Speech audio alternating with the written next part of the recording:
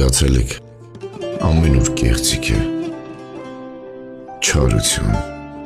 դավաճանություն, ամեն ինչ կարծես արհեստական է դարձել, սիրում են օնլայն,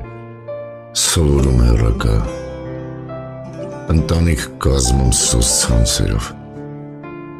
այս անիրավ կյանքում գրեթե վերացել է մարդ հասկացողությունը, մարդիկ ամենուր շահ են ման գալիս, ուրանալով տարիների ստեղծածը,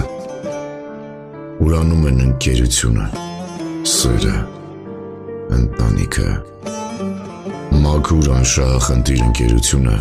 սրբություն է, մեզանից յուրաքանչյուրն պետք է ունեն այնպիսի ընկեր, որ ամեն անգամ սխալվելիս բռնի ձեռքդ ու քո հետ անցնի կյանքի ճիշտ ուղին, բոլորս էլ կարող ենք սխալվել, կարող ենք տրվել զայրույթին, վիրավորվել, նեղանալ մեկս մյուսից, բայց պետք է ներել միմյանց ու ամեն վեճից հետո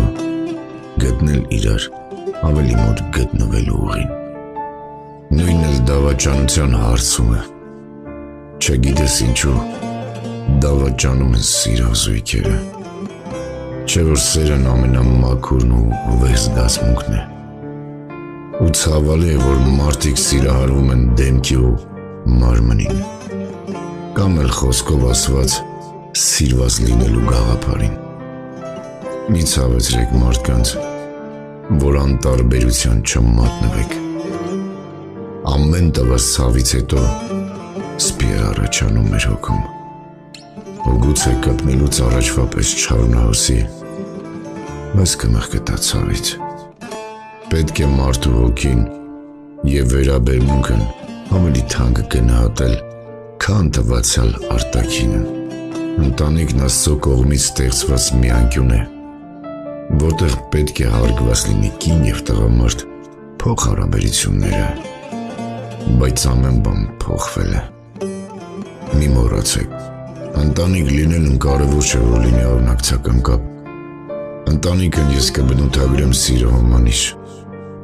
դա այն սերն է, որ կարող է կողքից չլինել, չերևա, բայց միշտ գոյություն ունենա, որպես հենարան, հոգով սրտով պետք է հավատարիմ մնալ մեր ընտրությանը, մի տրվեք գայթակղություններին, ու հիշեք, տեսանելին հասանելի է բոլորին, այնպես որ պահպանեք ձեր